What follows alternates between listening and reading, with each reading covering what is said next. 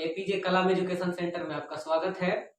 अगले वीडियो में हम लोगों ने जान लिया था एल्कील समूह। एल्कील समूह क्या होता है कि एल्केन से एक हाइड्रोजन परमाणु को हटा लेने के बाद जो समूह बनता है उसको एल्कील समूह के नाम से जाना जाता है।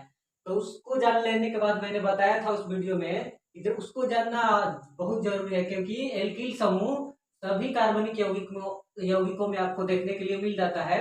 तो आज का हमारा टॉपिक है कार्बनिक यौगिकों का साधारण एवं आईयूपीएसी नाम। कार्बनिक यौगिकों में एक एल्केन होता है, एल्केन होता है, एल्काइन होता है और एल्कीन होता है। तो इन तीनों का साधारण एवं आईयूपीएसी नाम हमें आज के सेक्शन में देखना है। तो सबसे पहले हम लोग देखेंगे कि एल्केन श्रेणी में आने वाले कार्बनिक यौगिकों का साधारण एवं आईयूपीएसी नाम क्या होता है।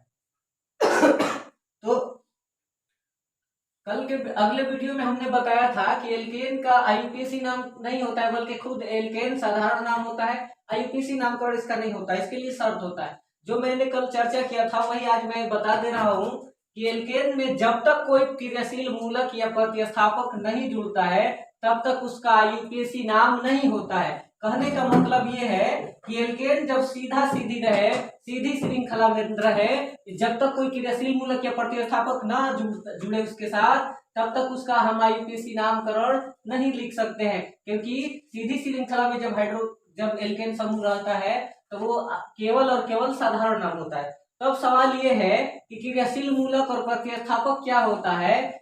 तो ये बड़ी आसानी से समझा जा सकता है। अगले के जब हम उदाहरण लेंगे तो उसमें समझ जाएंगे कि क्रियाशील मूलक क्या होता है, प्रतिस्थापक क्या होता है साधारण भाषा में। लेकिन थोड़ा सा और आगे बढ़ेंगे तो मैं इसका डिफिनेशन लिखवा दूंगा कि क्रियाशील मूलक क्या होता है। साधारण भाषा में आप जान सकते हैं कि क्रियाशील मूलक, इसी को क्रियाशील समूह के नाम से भी जानते हैं। तो क्रियाशील मूलक जो होता है वह कार्बनिक यौगिकों का वह समूह होता है जिस पर कार्बनिक यौगिकों का रासायनिक और भौतिक गुण निर्भर करता है। उसी प्रकार आपको समझना है तो डिफिनेशन से बाद में समझ लेंगे। सिंपल भाषा में आज के वीडियो में समझते हैं। क्रियाशील मूलक या प्रतिस्थापक नहीं जुड़ता है तब तक उसका आईयूपीएसी नाम नहीं होता है, तब तक वो खुद साधारण नाम होता है। तो अब उदाहरण देखते हैं कि ये जो CH3 CH2 CH2 CH2 1 2 3 4 carbon है, सीधी श्रृंखला में है। तो मैंने कहा है कि जब तक उसमें कोई क्रियाशील समूह या कोई प्रतिस्थापक नहीं जुड़ता है तो इसमें एक्स्ट्रा कोई भी चीज नहीं जुड़ा है, एकदम सीधी श्रृंखला में है। तो जब इस तरीके से एल्केन समूह एकदम सीधी श्रृंखला में हो तो उसका केवल और केवल साधारण नाम होता है। तो इसमें आपका 4 कार्बन के लिए कितना लिखा जाता है, एल्क समूह ब्यूट। तो ये एल्केन श्रेणी में आने वाला कार्बनिक यौगिक है तो इसमें AN लगा देंगे, तो इसका नाम हो जाता है ब्यूटेन। लेकिन जब ही उदाहरण नंबर 2 को आप देखेंगे तो इसमें और इसमें अंतर दिख रहा है। इसमें क्या है, ये सीधी श्रृंखला के रूप में है और इसको बोला जाएगा पार्श्व श्रृंखला। जब इस तरीके से किसी श्रृंखला में शाखा छूटा रहता है तो उसको पार्श्व श्रृंखला बोला जाता है। तो जब सीधी श्रृंखला में एल्कील समूह या कोई अन्य प्रतिस्थापक या क्रियाशील मूलक ऊपर बैठा हो या नीचे लटका होता है तो उसी पे उसका आईयूपीएसी नामकरण होता है। तब अलग अलग स्थितियों में अलग अलग उसका नाम होता है। कभी कभी क्या, तो यहाँ पर पार्श्व श्रृंखला में जुड़ा है कार्बन कार्बन परमाणु, तो इसी कार्बन कार्बन परमाणु को पार्श्व श्रृंखला में जुड़े होने के कारण जो सब ऊपर जुड़ा रहता है या नीचे लटका रहता है उसी को हम लोग क्या बोलते हैं, प्रतिस्थापक बोलते हैं। तो अब सवाल है कि ये ब्यूटेन हमारा क्या है, साधारण नाम है। अब इसमें भी 4 कार्बन है, पार्श्व श्रृंखला में जुटा हुआ है, तो इसका साधारण हम लोग नाम रख देते हैं, इसका नाम हो जाएगा आइसोब्यूटेन। आइसोब्यूटेन। और ये जब सीधी श्रृंखला में है तो इसको कहा जाता है नॉर्मल ब्यूटेन। यानी सीधी श्रृंखला में जब होता है एल्केन समूह और लंबी श्रृंखला होता है तो उसके लिए क्या लिखा जाता है, normal butane, normal butane, normal pentane. 5 carbon परमाणु रहेगा तो उसके लिए नॉर्मल पेंटेन होगा, और 6 कार्बन परमाणु सीधी श्रृंखला में जुड़ा रहेगा तो उसके लिए नॉर्मल हेक्सेन रहेगा। इसी तरीके से लंबी श्रृंखला होते जाएगी, सीधे हो तो वो नॉर्मल में जाता है। जब शाखित श्रृंखला होता है, पार्श्व श्रृंखला होता है तो उसका ये साधारण नाम हो जाता है आइसोब्यूटेन। ये जो है, ये नाम जो है आपका साधारण नाम है, ये साधारण नाम है और ये भी साधारण नाम है। तो अब मैंने जो कुछ बताया है तो साधारण नाम, इसका साधारण नाम ही केवल होगा, आईयूपीएसी नाम नहीं होगा। इसका साधारण नाम भी हो जाएगा और आईयूपीएसी नाम भी हो जाएगा।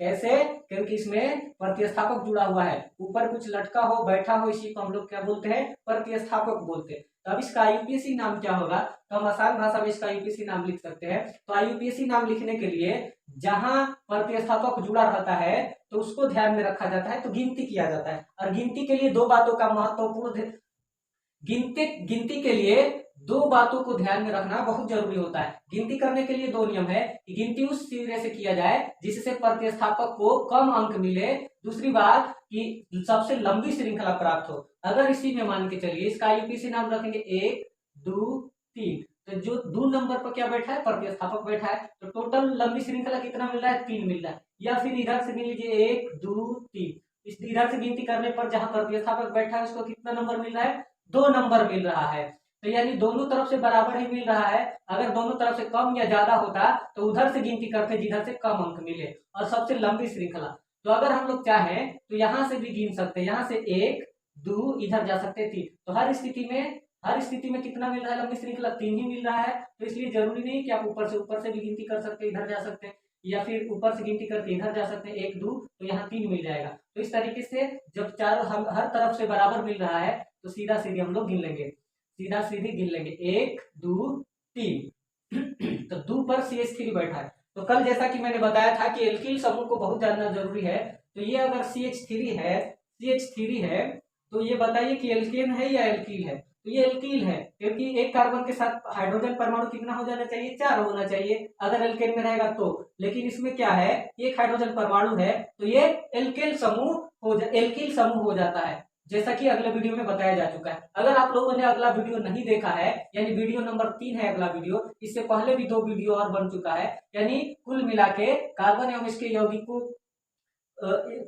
इसके यौगिक चैप्टर से 3 वीडियो अपलोड किया जा चुका है, और ये हमारा चौथा वीडियो है। तो इसको समझने के लिए आपको पहला, दूसरा और तीसरा वीडियो देखना जरूरी है। तो इसलिए आप प्ले लिस्ट में जाके तीनों वीडियो को सबसे पहले देख लीजिए, उसके बाद इस वीडियो को देखेंगे तो ज्यादा समझ आएगा। तो अब देख लेते हैं कि इसका आईयूपीएसी नाम क्या हो जाएगा। 2 नंबर पर क्या बैठा है? CH3 का नाम क्या होता है? एक कार्बन के लिए मेथ होता है, और ये एल्किल समूह का है, तो इसलिए YL जोड़ देंगे तो ये CH3 को क्या कहा जाता है? मेथिल कहा जाता है। उसी प्रकार CH3 अगर CH2 रहता तो इसके लिए क्या होता है? 2 कार्बन के लिए एथ होता है, तो यहाँ पर एक हाइड्रोजन परमाणु कम है, तो इसके लिए YL जोड़ देंगे तो ये क्या हो जाएगा? एथिल हो जाएगा, ये मेथिल हो जाएगा। तो इस हिसाब से 2 पर बैठा है मेथाइल, तो ये बता देंगे कि मेथाइल। टोटल गिनती में क्या है? 3 को कार्बन के लिए क्या होता है? प्रो। ये तीनों CH3 है, शुरू में CH3 अंतिम है, तो ये तीनों किसका पालन कर रहा है? एल्केन समूह का पालन कर रहा है, तो इसलिए इसमें क्या जोड़ देंगे? ANE जोड़ देंगे, 2 मेथाइल प्रोपेन। इसका नाम हो जाता है 2 मेथाइल प्रोपेन, यानी इसका साधारण नाम भी हो जाएगा और आईयूपीएसी नाम भी हो जाएगा। तो इसका आईयूपीएसी नाम हो जाएगा 2 मेथाइल प्रोपेन। जैसा कि मैंने बता दिया है आप लोगों को कि जब तक यहाँ लिखा भी गया है कि एल्केन में जब तक कोई क्रियाशील मूलक या प्रतिस्थापक नहीं जुड़ता तब तक उसका आईयूपीएसी नाम नहीं होता है। जैसे में इसमें कोई क्रियाशील मूलक या कोई प्रतिस्थापक नहीं है, इसलिए केवल और केवल साधारण। एक और उदाहरण देख लेते हैं। मान के चलिए CH3 है, CH2 है और इसमें मैं लगा दे रहा हूं Br, तो कहीं ना कहीं इसमें कुछ ना कुछ जुट गया। तो शुरू में CH3, अंतिम में CH3 होना चाहिए, लेकिन एक बॉन्ड यहाँ Br जुड़ा है एक बॉन्ड के साथ, तो यहाँ से एक हाइड्रोजन परमाणु कम हो जाता है। जैसा कि देखिए यहाँ CH3 के बाद CH2 होना चाहिए, तो यहाँ केवल CH है। तो जब कोई सिंगल बॉन्ड एक्स्ट्रा ऊपर या नीचे जुड़ता है या बगल में जुड़ता है, तो इसके पहले वाले कार्बन से एक हाइड्रोजन परमाणु कम हो जाता है, एक बॉन्ड बढ़ने की वजह से। अब देखिए इसमें जुड़ा है तो आराम से इसका आईयूपीएसी नाम हो जाएगा। तो इसका आईयूपीएसी नाम क्या है कि ये जो Br है ये प्रतिस्थापक है या फिर क्रियाशील मूलक है। तो ज्यादातर इसको प्रतिस्थापक ही बोलेंगे, क्रियाशील मूलक की चर्चा हम लोग इसके बाद कर लेंगे। तो अब एक बात मैंने यहाँ भी बता दिया है कि प्रतिस्थापक या क्रियाशील मूलक जुड़ा है तो उसके लिए गिनती करके आईयूपीएसी नामकरण होता है। तब यहाँ से गिनती करेंगे तो 1, यहाँ से गिनती करेंगे तो 1, एक पहला नंबर प्राप्त हो रहा है Br को, 2 3। अगर इधर से गिनती करेंगे 1 2 3, तो इधर से गिनती करने पर Br को कितना नंबर मिल रहा है? 3 नंबर मिल रहा है। इधर से गिनती करने पर 1 नंबर। तो मैंने क्या बताया है कि गिनती उधर से करना है जिधर से प्रतिस्थापक या क्रियाशील मूलक को कम अंक प्राप्त हो, और दूसरी बात कि एक लंबी श्रृंखला प्राप्त हो कार्बन कार्बन परमाणु का।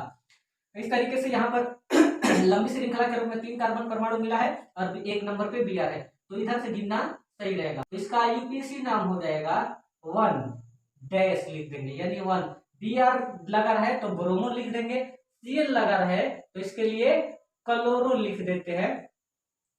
Br के लिए ब्रोमो और Cl लगा है तो क्लोरो, I लगा है तो आयोडो। ये धीरे धीरे इसका इस्तेमाल होते होते आप इसके बारे में बढ़िया से समझ जाएंगे। तो 1 ब्रोमो, 1 ब्रोमो यानी 1 पर ब्रोमो बैठा हुआ है, तो 1 ब्रोमो। तो यहाँ पर 3 कार्बन के लिए पेंटेन नहीं होता है बल्कि प्रोप होता है। प्रोप होगा तो इसमें एएनई जुड़ जाएगा, तो इसके लिए हो जाएगा 1 ब्रोमो प्रोपेन। तो इस तरीके से ये इसका आईयूपीएसी नाम है, आईयूपीएसी नाम। तो ये शर्त पूरा करेगा तो उसका आईयूपीएसी नाम हो जाएगा, और सिंपल में रहेगा तो उसका केवल और केवल साधारण नाम रहेगा। तो इस तरीके से अब उदाहरण नंबर 3 देख लीजिए। इसी तरीके से CH3 CH2 CH2 CH2 और यहाँ पर अंतिम में CH3। यहाँ पर ऊपर लगा दीजिए CH3 और फिर नीचे CH3, तो ऊपर एक बीच यहाँ CH2 होना चाहिए, तो सिंगल बॉन्ड के साथ ऊपर CH3 जुड़ा हुआ है तो यहाँ से एक हाइड्रोजन परमाणु कम हो जाएगा, और फिर नीचे जुड़ा हुआ है तो फिर एक और हाइड्रोजन परमाणु खत्म हो जाएगा, तो बच जाएगा केवल और केवल कार्बन। तो इस तरीके से आप इस उदाहरण में देख पा रहे हैं कि प्रतिस्थापक जो है ऊपर भी है और नीचे भी है, तो इसको देख के गिनती किया जाएगा कि उधर से गिनती किया जाएगा जिधर से प्रतिस्थापक को कम अंक मिले और एक लंबी श्रृंखला प्राप्त हो। इधर से गिन के देखिए 1 2 3 4 5, लंबी श्रृंखला 5 आ रहा है। यहाँ से गिनती कर लीजिए 1 2 3 4 आ रहा है, यहाँ से गिनती कर लीजिए 1 2 3 4 आ रहा है, यहाँ से 1 2 3 4 आ रहा है। तो सबसे लंबी श्रृंखला किधर से प्राप्त हो रहा है 1 2 3 4 5, ठीक बात है। लेकिन इसको कितना नंबर मिल रहा है 3। लेकिन जब यही स्थिति इधर से गिनती करके देखते हैं 1 2 3, इधर से भी 3, लेफ्ट से और राइट से दोनों तरफ से इसको 3 मिल रहा है, तो आप स्वतंत्र है किसी भी छोर से गिन सकते हैं। मान लीजिए अगर इधर से 3 आता इधर से 2 आता तो इधर से गिनना पड़ता, लेकिन दोनों तरफ से 3 मिल रहा है तो किधरों से गिन लीजिए 1 2 3 4 5। तो अब सवाल है कि इसका नाम क्या हो जाएगा। 3 पर ऊपर भी मिथाइल बैठा है नीचे भी मिथाइल, तो इसका आईयूपीएसी नामकरण क्या हो जाएगा 3,3, यानी 3,3 पे 2 3,3 डैश मिथाइल है तो इसके लिए डाई लिखा जाता है, 2 है तो इसके लिए डाई 3,3 डैश डाई, और CH3 का नाम क्या हो जाता है एल्किल समूह है तो डाई मिथाइल, और 5 गो कार्बन के लिए क्या होता है पेंट होता है। तो ये 5 कार्बन CH3 अंतिम में है, तो इसका मतलब यह है कि एल्केन समूह में है तो इसका नाम हो जाएगा पेंटेन। तो इस तरीके से इसका नाम होगा 3,3 डाइमेथाइल पेंटेन। तो इस तरीके से जो पासरो श्रृंखला के रूप में रहता है तो उसका आईयूपीएसी नामकरण हो जाता है।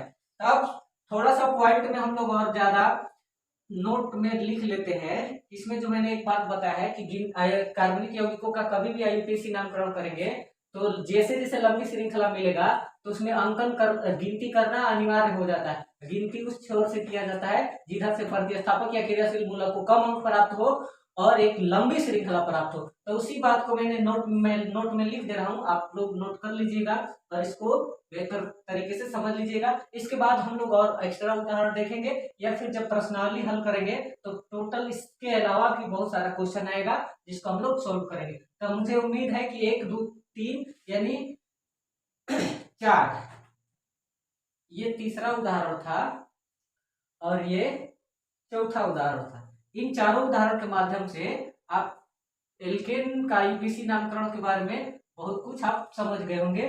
तो यहाँ पर नोट में लिख लेंगे, नोट में लिखेंगे कि किसी कार्बनिक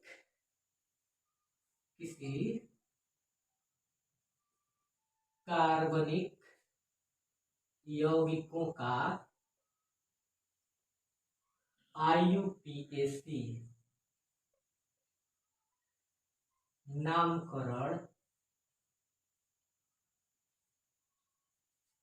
करते समय, तो इस नोट में मैंने लिख दिया है कि किसी कार्बनिक यौगिकों का आईयूपीएसी नामकरण करने के लिए अंकन यानी गिनती किया जाता है, और अंकन उस सिरे से किया जाता है जिस सिरे से कार्बन परमाणु की लंबी श्रृंखला प्राप्त हो। यानी कार्बन परमाणु, जैसा कि इस उदाहरण मैंने बताया है, कार्बन श्रृंखला की सबसे लंबी, कार्बन परमाणु की सबसे लंबी श्रृंखला प्राप्त हो तथा प्रतिस्थापक या क्रियाशील समूह या फिर द्विबंध या त्रिबंध को सबसे कम अंक प्राप्त हो। तो यहाँ पर प्रतिस्थापक, क्रियाशील समूह, द्विबंध या त्रिबंध, अभी तो हम लोग सिंगल बॉन्ड में थे क्योंकि एल्केन पढ़ रहे थे, इसी में मैंने सब चीज सबको लिख दिया है। यही स्थिति एल्कीन में भी आएगा और यही स्थिति एल्काइन में, यानी डबल बॉन्ड में भी आएगा और ट्रिपल बॉन्ड में भी आएगा। तो इस तरीके से अब हम लोग देखेंगे, एल्केन का हो गया, अब हम लोग देखेंगे एल्कीन का साधारण नाम एवं आईयूपीएसी नाम। तो एल्कीन अपने आप में आईयूपीएसी नाम होता है, तब हमें ज्यादा विशेष ध्यान देना है कि एल्कीन श्रेणी में आने वाले कार्बनिक यौगिकों का साधारण नाम क्या होता है। जिस प्रकार एल्केन श्रेणी में आने वाले यौगिकों का आईयूपीएसी नाम नहीं होता है जब तक कोई प्रतिस्थापक या क्रियाशील मूलक नहीं जुड़ता है, उसी प्रकार एल्कीन जो होता है वो खुद अपने आप में आईयूपीएसी नाम है होता है। तो उसका साधारण नाम क्या होता है इसको जानेंगे। तो आप इसे स्क्रीनशॉट ले सकते हैं, नोट डाउन कर सकते हैं, इसका अध्ययन कर सकते हैं। तो अब हम लोग मिलेंगे अगला वीडियो में एल्कीन का साधारण नाम और एल्काइन का साधारण नाम, क्योंकि लेकिन दोनों देख लेंगे, एल्कीन का आईयूपीएसी नाम और साधारण नाम दोनों देख लेंगे, एल्काइन का साधारण नाम एवं आईयूपीएसी नाम सरल दोनों देख लेंगे।